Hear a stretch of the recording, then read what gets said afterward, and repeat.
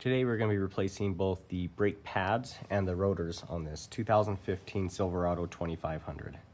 First step, make sure your truck is in park, you've chalked the back tires, your parking brake is on, and now we need to lift this up and get that wheel off.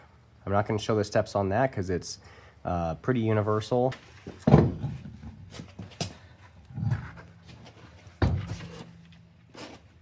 Here's a pretty good sign that this is our problem.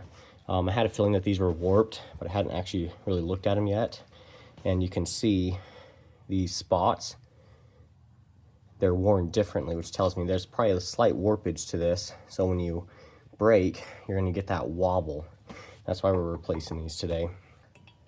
Little screws or bolts to hold this on from the factory just while it's going down the line.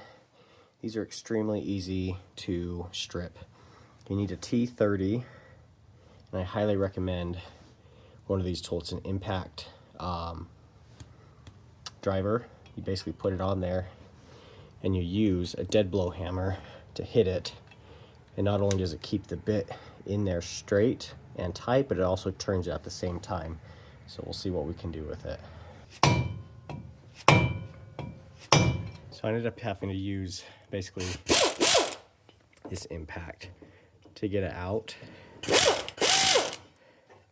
And I actually did break one of my bits trying the impact driver. So this might be the better route to go in the future. Now on the back of your slide pins, this truck has these little basically dust cap or grease caps. A lot of times these will come in the kit you have, but in case they don't, just don't rip them. So you've got two of them. You've got one on the back of here and one on the very bottom right there. You just take your hands and kind of squeeze them and they pop right out. So all I'm doing here now is depressing these pistons back. You can do this while it's on here, or you can do it while it's off. I'm just going to do it while it's on since I don't need to hold anything. I'm just going to the back of that cylinder where that piston is and on basically the side of the brake pad. So I do that, and then I'm going to come up here because this is a dual piston. Not every vehicle is going to be two piston. Now you're going to take a 10mm hex head, put it on your socket or your ratchet, and we're going to loosen these. These just go right into the hole that that little grease cap was protecting. So just finish taking out these bolts. Here's what that bolt looks like. There is some like kind of O-rings on there that are responsible for helping seal that grease in there, but for the most part you'll probably be reusing this. So just set that aside.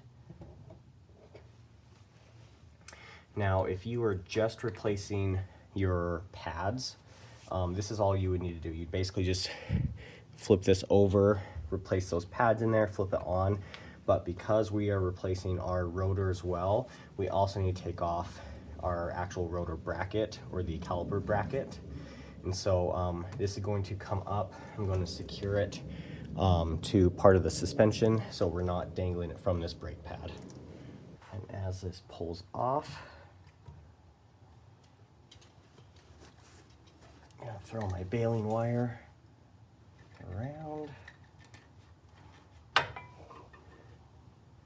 Something like that. That way you're not putting the weight of the caliper on your brake line, which could break. Okay, so now from here we can take off this caliper bracket, and we've got two bolts on the back. You may need a breaker bar or like an impact. These are 21mm.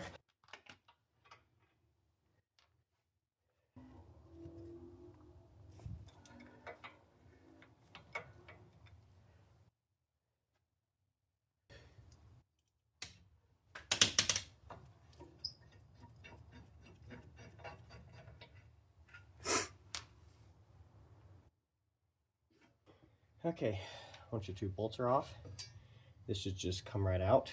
See, you've got some hardware here. Most of the time that should come in your kit. We're going to be replacing those. But first we're going to focus on getting this rotor off.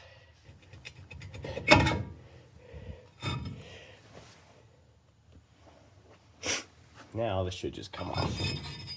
Like that. Okay, we're going to take a little bit of time, clean up some of this rust. And I'll show you when we start getting it all back together again.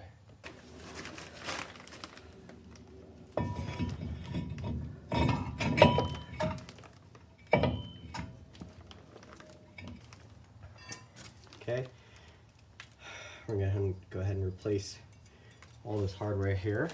So grab your little kit.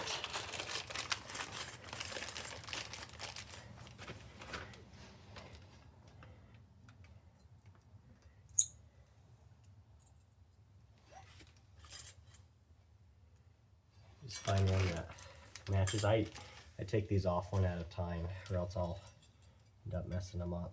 It's gonna have to squeeze in there like that.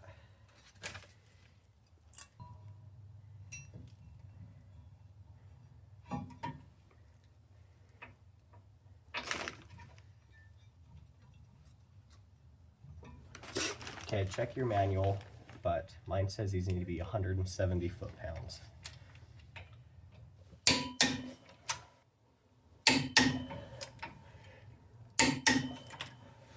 Now our new pads will have this little piece on. This is known as like an anti-wear. Basically, this is what will start squeaking when your pads get too low.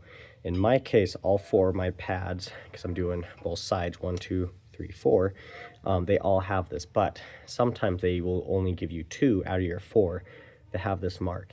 If that's the case, the anti-wear needs to go on the inside, which is your piston side. That one will wear down faster than the other ones. So we also need to get some of our brake grease. We're going to do a very thin coating of brake grease, basically around the entire outside of this. Do not get any on your actual surface here, and then a little bit on this back as well before we put them in place. So I just use just a brake and caliper grease, synthetic. And like I said, you don't want very much on here because this will create a lot of grime if you get too much. So wipe off as much as you can. And just a very thin coating on the back. Just spread that out. That's plenty right there.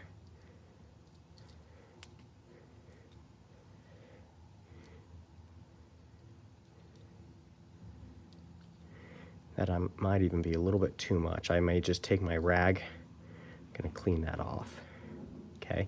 And then come up around here, around these edges. That'll just create or prevent squeaking.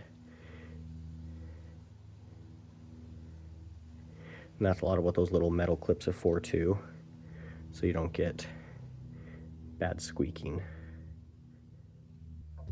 And now this is when they should be able to basically click in. There's that little piece in there that needs to be able to push down. There, like that. And you'll do the same thing on the other side. Okay, now it's time to get our actual caliper back on.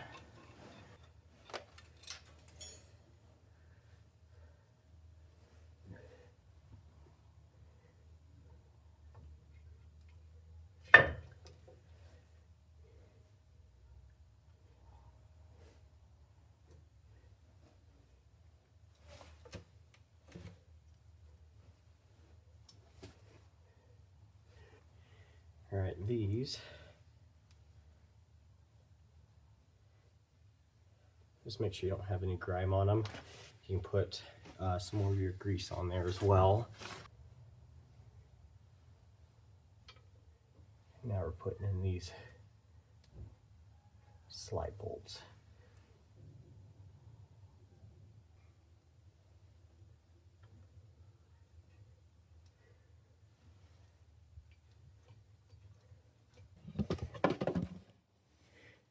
These are those bolts right there.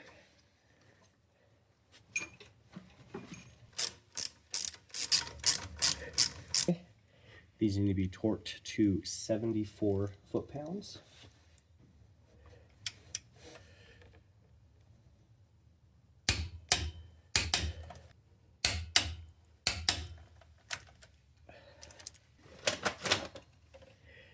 Okay, then you just replace these little grease caps in there and they just kind of pop in.